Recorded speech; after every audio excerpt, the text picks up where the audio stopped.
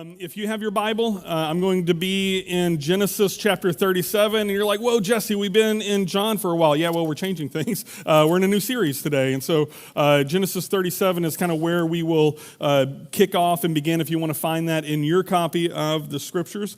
As many of you know, and I bring up quite often because I only have so many illustrations and stories to choose from, I used to be a social worker, and I used to work with kids and families in all sorts of scenarios and situations, and many years ago, one of the first families that I worked with was a group of teenage girls. And so I'm thinking, if I remember right, about an 11-year-old and a 13-year-old sibling group. And they had been in their home for several months before I was ever in the picture, before they ever had a caseworker. That's another story for why that timeline matters. But I go to work with this family. It's for the very first time I'm meeting these girls. And any good social worker will tell you, like, you need to, like, you talk as a family and you group, but like, these girls have a story, they have a history, they have a need to connect with someone, and I am their social worker primarily. And so you always want to have a moment where, like, let's go for a walk and you just tell me what's going on and how things are going. And so I'm talking to these two girls, 11-year-old and 13-year-old sisters, as we're walking. And the 13-year-old, any oldest siblings in the room? You're the oldest, you're the one who's got it all put together, you're the smart one, you're the one who, so the older of the two sisters was very put together, very determined, very driven, very much like, I'm going to get things done, and just really was like, I really hate this situation, it kind of stinks, but wasn't really having any difficulty with it. It was just kind of an unwanted moment for her to have to live in a home that wasn't her own. But her little sister, on the other hand, like, all of a sudden her grades have plummeted. Like, she was a straight A student before coming into this home, and as you can imagine, when you got a lot on your mind, grades aren't as important. And so the 11-year-old, her grades were dropping, she was getting in trouble at school when she had never gotten in trouble at school, and it's not the big stuff, like she was just talking in class and, kind of disrespecting the adults and things like that. And so I'm talking to her about it, and I ask her, I say, what's going on with that? And she's just like, I don't know. I don't know. And then she says this thing to me. It was the first time I'd heard somebody say something like this. She says, I just want to meet my dad. And it's like, well, tell me about that. And she says, I've never met my dad. He's been in prison my entire life. I just want to meet my dad. And I couldn't figure out why she's asking about dad as we're talking about school and behavior and school. And I said, okay, well, can you tell me why? Like, what is it? Like, how do these things connect? And she says, I want to meet my dad so that I can figure out why I am the way that I am. And I was like, whoa.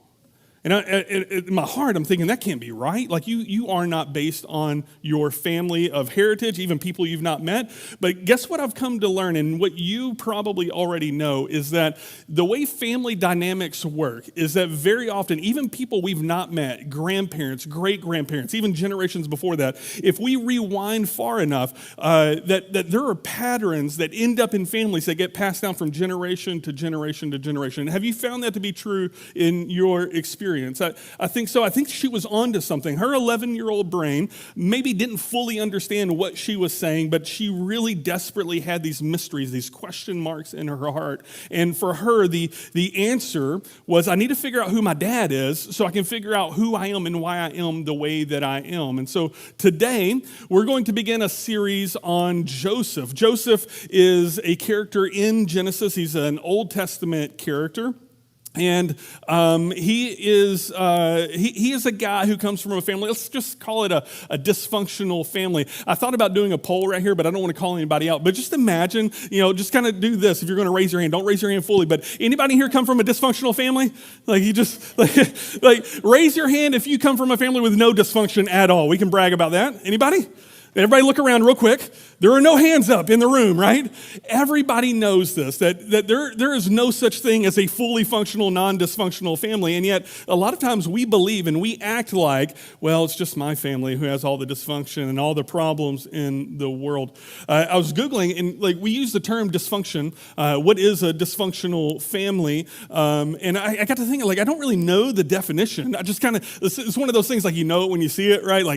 I couldn't tell you a definition of dysfunctional family, but that family's definitely that. And I'm pointing to a blank part of the room, by the way. Nobody's over there.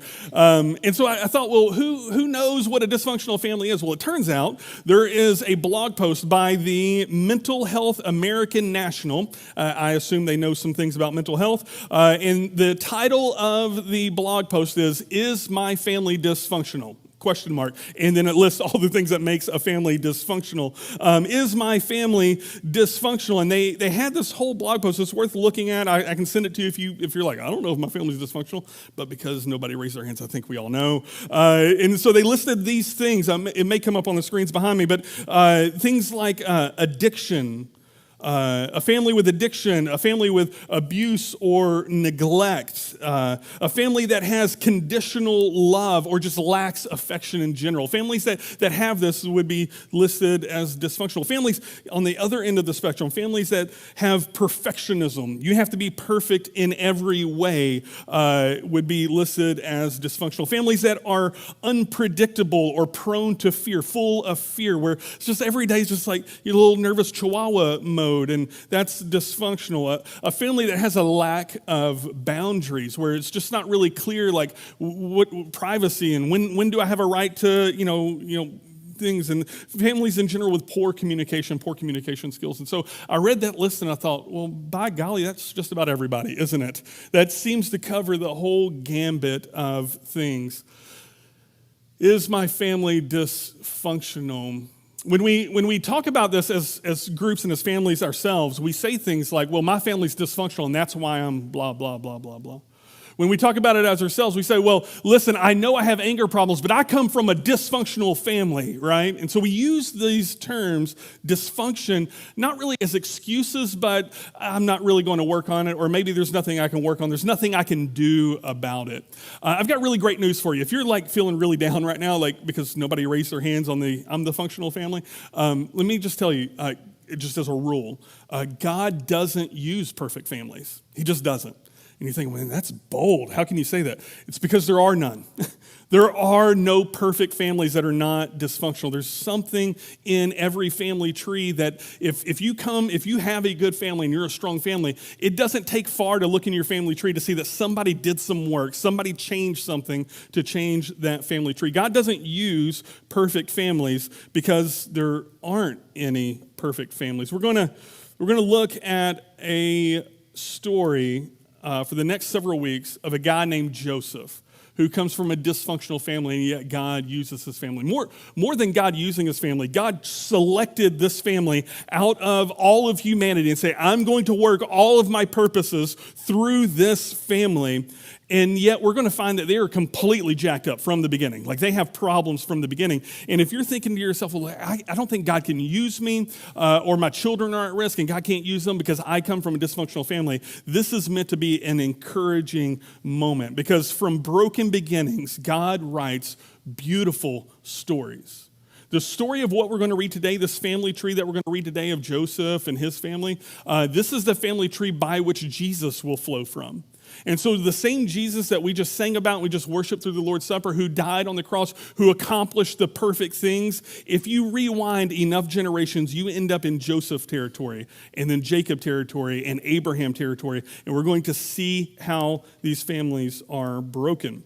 And so if you could, with me, put on your imaginary social worker hat. As a social worker, I would go into families' homes, and I would ask, like, okay, tell me about your grandma. And it's like this big confusing story of, well, listen, I had 6 grandmas, and here's why. And it's like, it's all over here, and aunt, uncle, brother, so-and-so. It's just like, hold on just a second. I have no idea what you're talking about. And so what we learn to do as social workers is it's a type of family tree, but it's called a genogram. Anybody, have you ever heard of a genogram? Yes? Okay, we're going to draw a genogram today of Joseph's family. Again, it's a type of family tree, but the symbols show us like how things go and who had a bad relationship with whom. The genogram becomes one graphic family tree that tells a story. In fact, if you want, on your way out, you can find Joseph's genogram. It's going to be on the screen behind me in just a moment, but you can find that on the way out. And I encourage you, this is a great spiritual practice, by the way, to flip it over on the back, using the symbols that you just learned, and draw your own genogram and find the story of God in that. Because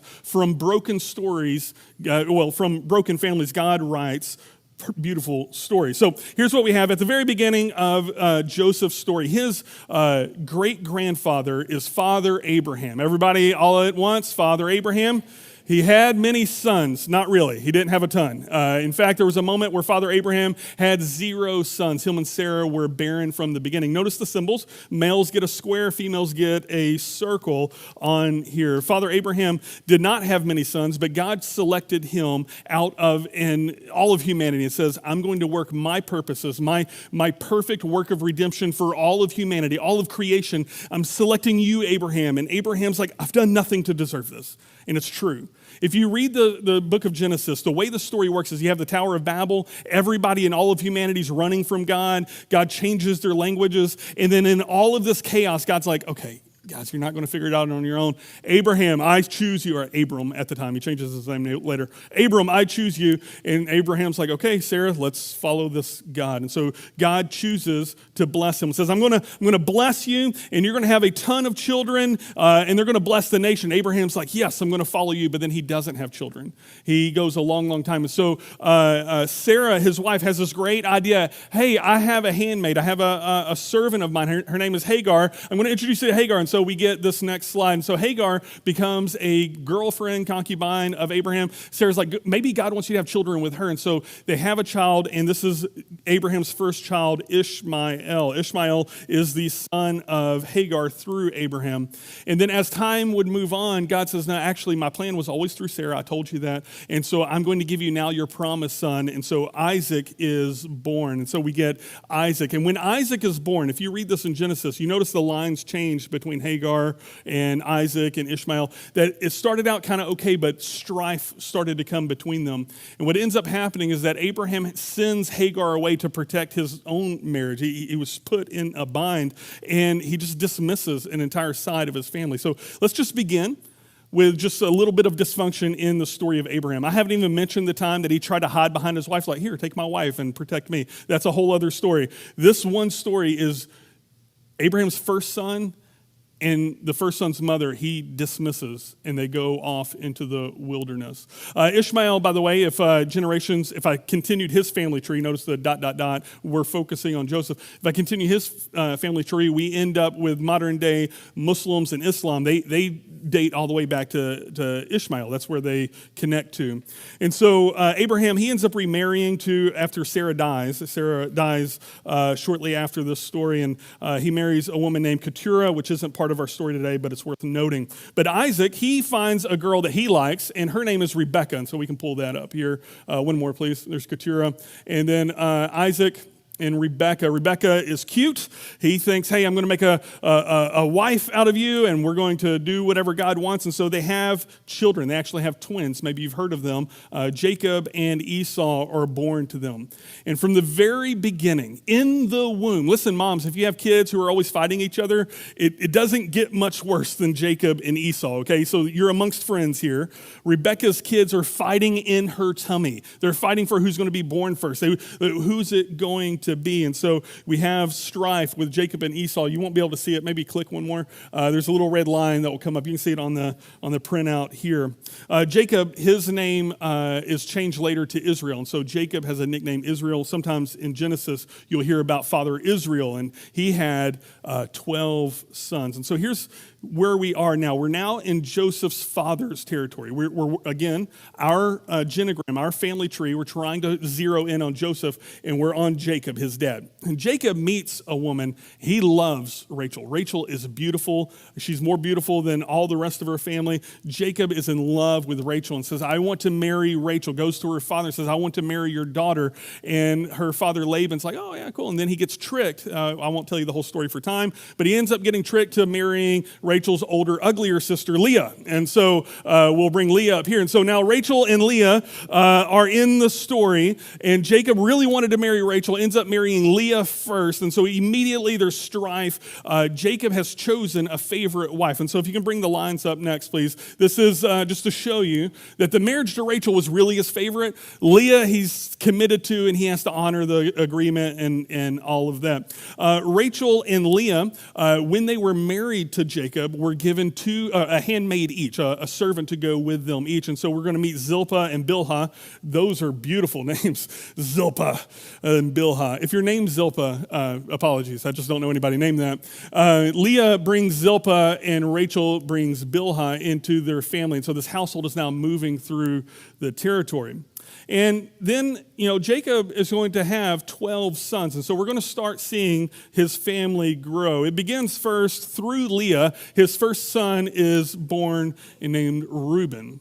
And so imagine for a second, you're in a household and you are the favorite wife, or you have the favorite wife, but you have two wives. And out of the two wives, your least favorite is the one who starts having children first. What you're going to see is that strife starts to build up between Leah and Rachel as time goes on.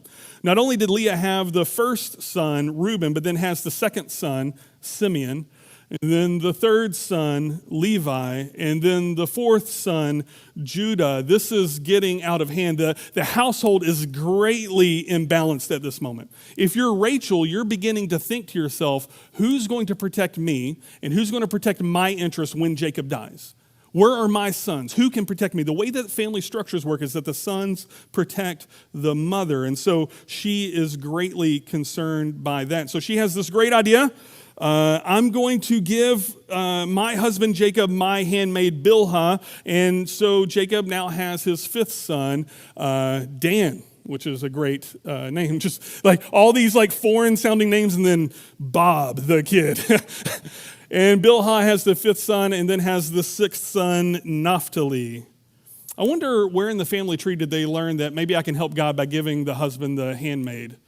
Is that anywhere else in the family tree? They learned it from Abraham. My goodness. It lasted through the generations. But Rachel is just trying to protect her interest and grow her side of the family. If you recognize these names, by the way, if you've been around the Bible a while, you're like, I've heard of Levi before. These names end up becoming all of the tribes of Israel.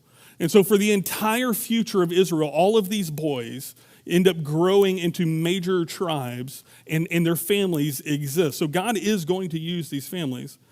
And so Leah, at this moment after Naphtali is born, says, oh, you gave the handmaid. Maybe Jacob likes handmaids. I've got a handmaid. Here, take Zilpah. And so Jacob becomes in a relationship with Zilpah and has the seventh son, Gad, and then the eighth son, Asher.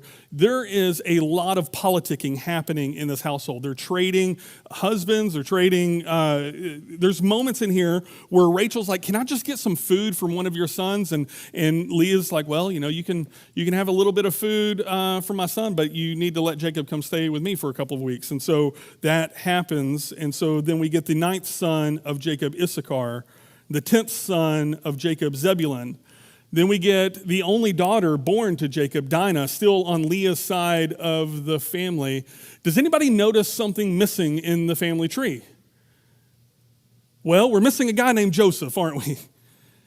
And we're missing the fact that Rachel has any blessings coming from this relationship. As time was going on, she became more and more convinced that she was barren, that she had a curse placed on her from God, and she did not understand her circumstances. While the family continues to grow, it's not growing from her. Guilt and shame and pain is now permeating this family, and Jacob, being the awesome husband that he is, does nothing to mitigate it. He does not comfort. He definitely shows favoritism, but he does nothing to mitigate it. But then the Lord blesses Rachel. It's a whole story around Genesis 33-ish. And the 11th son born, the one that we'll focus on today, is Joseph. Joseph is born. Joseph is definitely dad's favorite son because it is the first son born to his favorite wife. Anybody the favorite kid in their family? Anybody know who the favorite kid in the family is? Okay, like any time there is favorites, there is dysfunction, and nobody's making this a secret. We'll read that in a moment. But he has one more son, a 12th son, born to Rachel. Benjamin is born, and when Benjamin is born, there are complications in the delivery, and Rachel passes away during childbirth. And grief hits this family hard because dad's favorite wife, the one who didn't have children until late in the game, has now died during childbirth, and dad does nothing to comfort anybody. He just turns it loose. The chaos is loose. Nobody's healing from this. The grief permeates the family, and there's infighting and there's arguing. There's one side of the family that's bigger than the other side of the family, and they go at odds with each other. If this sounds like any type of family you've ever been in or you've been close to or you married into, I've got great news for you. Listen very, very carefully. From broken beginnings, God writes beautiful stories. And the story that we celebrate today with Jesus is written at this broken beginning. And so just to get us caught up to where we are today in Genesis 37, I just want to throw up some symbols that just show some strife. 3, 2, 1, boom. Oh, that was amazing. There are all these stories that happen right before Genesis 37. Dinah is assaulted by a man. Dad does nothing to protect her or to comfort her. At the end of that, Levi and Simeon, I believe, are the two brothers that decide, I'm going to do something, and they just go on a murder spree and start slaughtering an entire neighborhood. Reuben, the oldest of all of them, ends up in I'll say a sexually abusive relationship with the concubine Bilhah. That's a whole other thing. This is a dysfunctional family. You follow me? But God writes beautiful stories from broken beginnings. If you will, join me in Genesis 37. We'll read a little bit and get our feet under us. What are we to know about our boy Joseph? Let's see.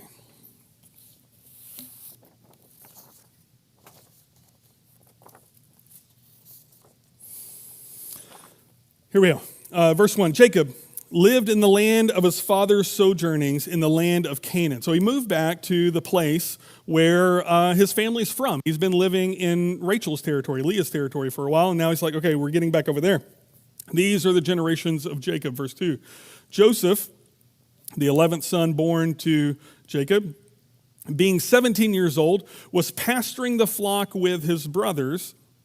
He was a boy with the sons of Bilhah and Zilpah, his father's wives.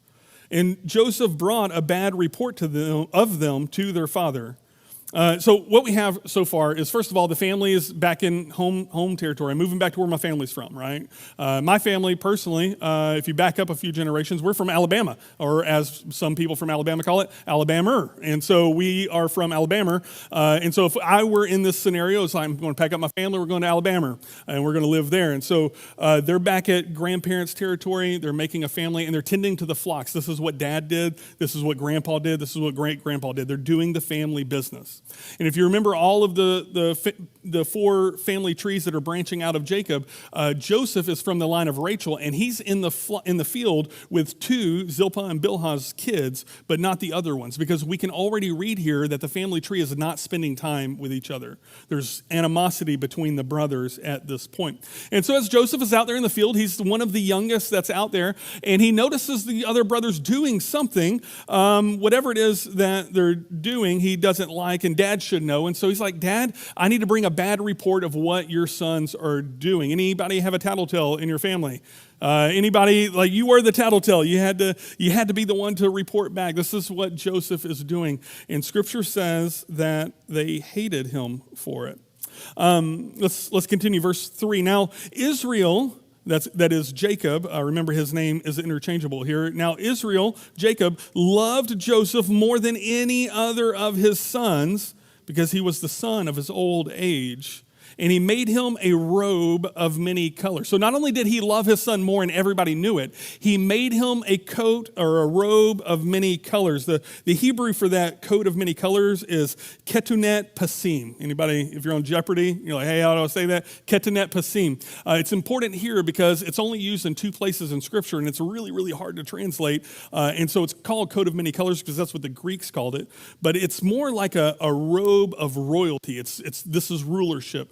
There are some hieroglyphics in Egypt of the Semitic people having coats with long sleeves. In fact, the phrase ketenet pasim means a robe with long sleeves, and it happened to have on these hieroglyphs on the paintings in this burial chamber, the Semitic people just stripes and beautiful colors, and it was meant to signify rulership and ownership. And Dad has now picked a favorite.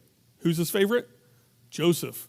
I'm going to give you this code of rulership, this code just let everybody know. So all the older brothers know, all the other, moms know which child is going to get the blessing of dad at the end. And it's Joseph, this young little runt who is back tattletelling against everybody else. What happens here is that Joseph kind of breaks these unspoken family rules. I don't know if you're aware of this, but Joseph wasn't supposed to tell, according to the brothers, wasn't supposed to tell dad what was going on, whatever they were doing. They were probably starting fires in the field. I did that once when I was a kid and somebody told on me. It's like, you're not supposed to tell. But again, at 12 years old, I'm not supposed to start fires in the field either. Joseph sees the brothers doing something and he breaks these unspoken rules. I wonder, do you have any unspoken rules in your family growing up? Can you identify what they are? It may be helpful for you to know because the unspoken rules really changes the way that we interact with our supervisors and our coworkers and our spouses. It changes the way we interact with people because if we don't put our hand on the steering wheel, we just operate under these unspoken rules. And so I wonder if you could fill in the rest of this sentence. In my family growing up, we always or we never did blank. In my family growing up, we always did blank. Or in my family growing up, we never did blank.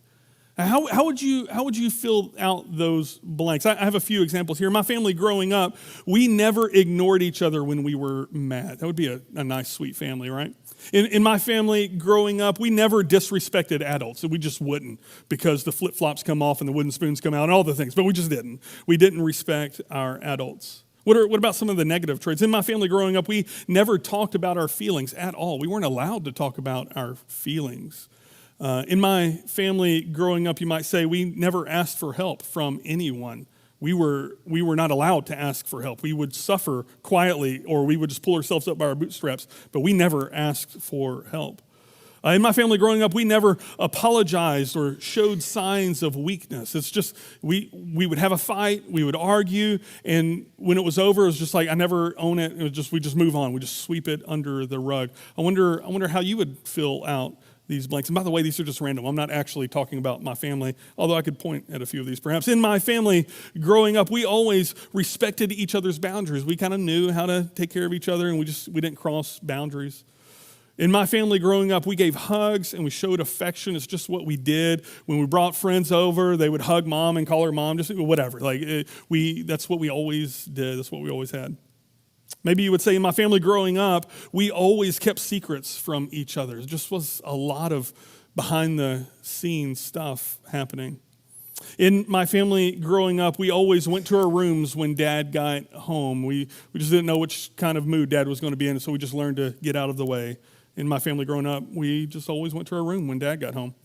In my family growing up, you might say we always had a lot of pressure on us to make our family look good. And no matter what we did, whatever behaviors we did, they didn't matter as much as our performance and how it made our parents look good or bad, our family look good or bad. This is a truth. Every family has unspoken rules. Some are healthy and some are unhealthy. If we identify them as adults, we can put our hands on the steering wheel and we can make choices. But if we pretend that we don't have those rules governing our lives and we're just oblivious to them, they steer us, whether we like it or not.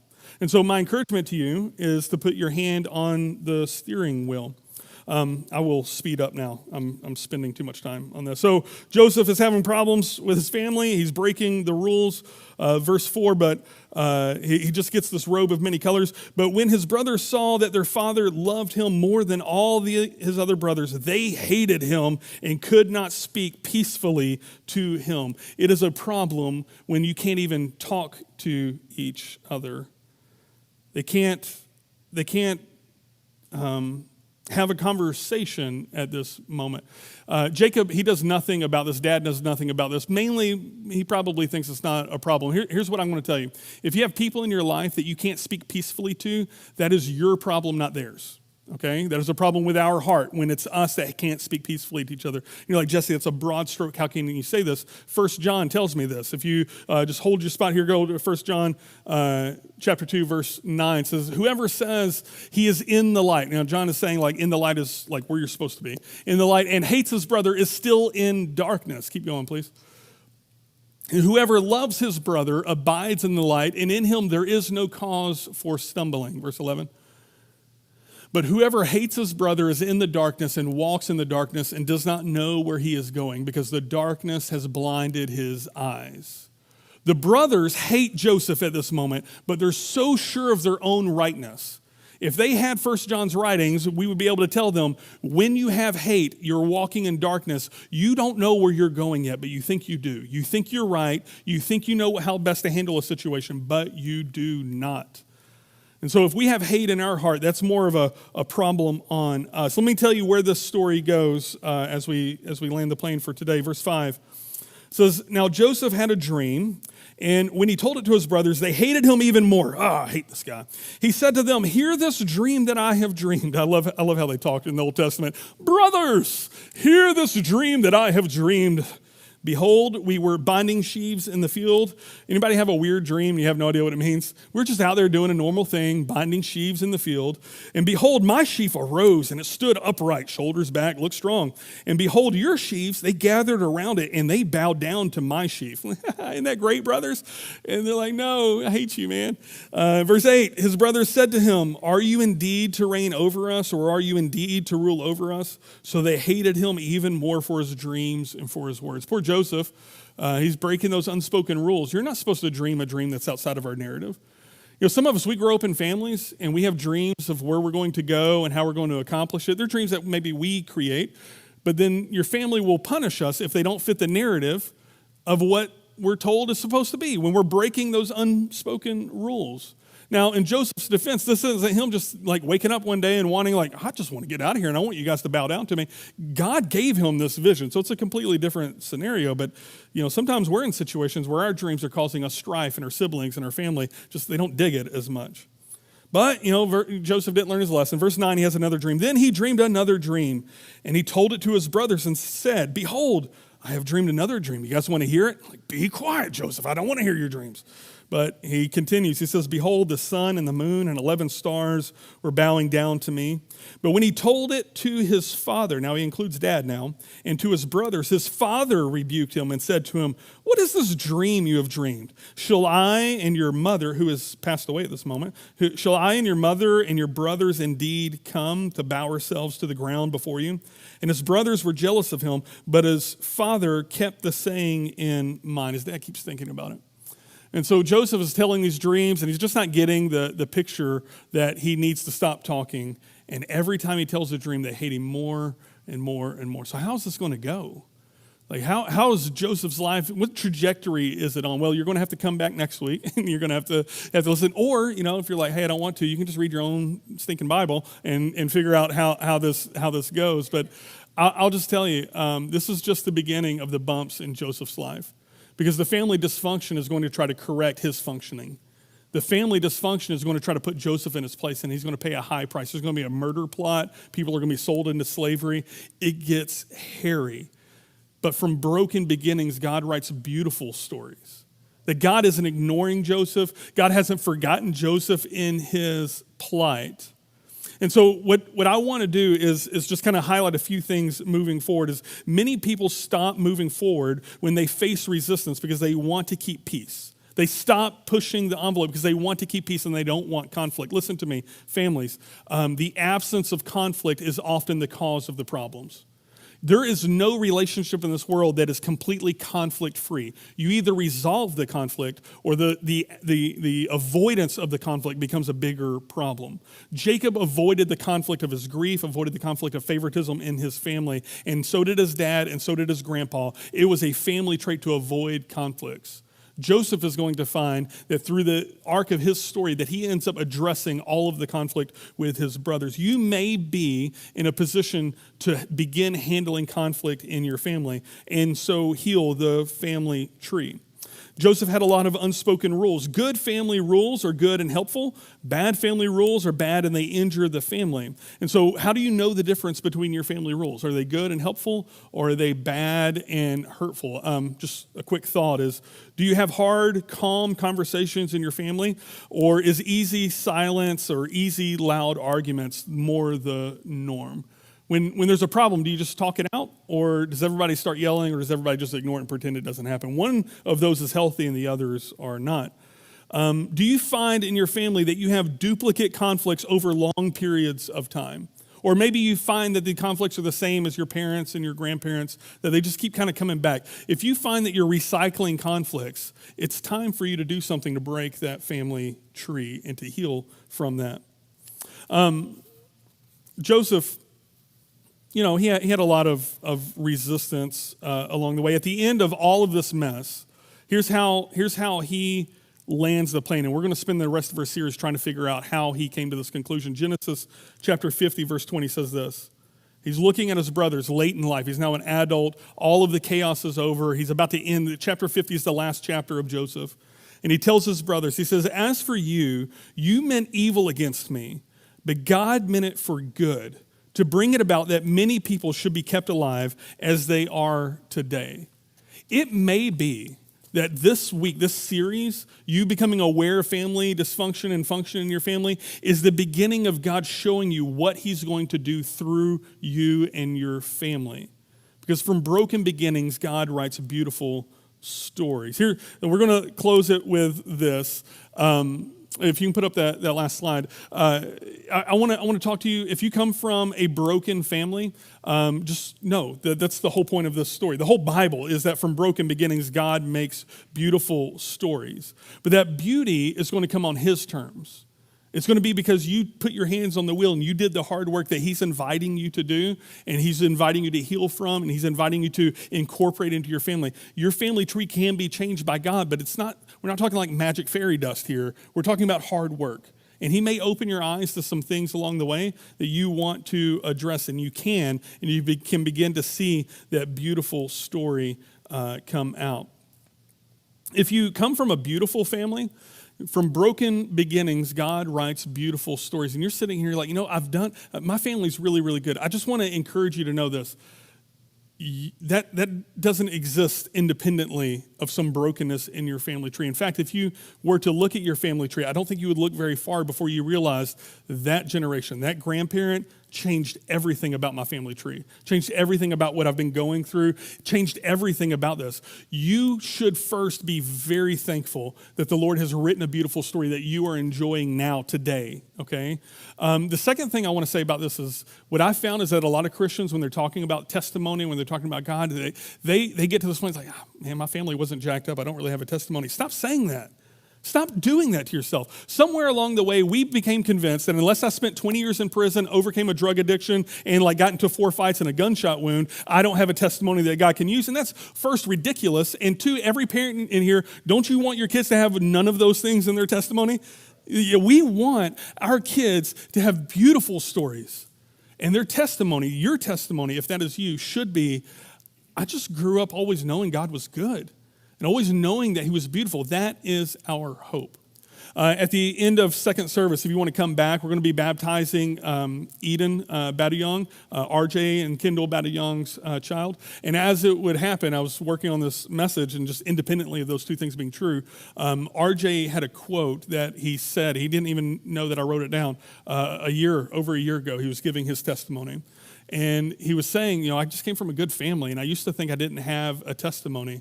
And he said this, he said, Jesus paid the same price for my story as he did any other story. And it was a high, high price. It's time for me to start telling the story that Jesus paid for. If you come from a beautiful story, your testimony is one of beauty and peace and strength and strong power. We, the church, need to hear that story and stop discounting it because you didn't have a drug addiction that you overcame. From broken beginnings, God writes beautiful stories, and we're going to see how this beautiful story is written for Joseph. I kept you 5 over, forgive me, or, throw me into slavery, what they do to Joseph, whatever. I'll pray for you, and then we'll watch don't throw him into slavery, we'll watch the cue together. Father, this morning, I thank you for beautiful stories. I thank you for the story of Joseph, that in a family as dysfunctional as his, you chose to do your work.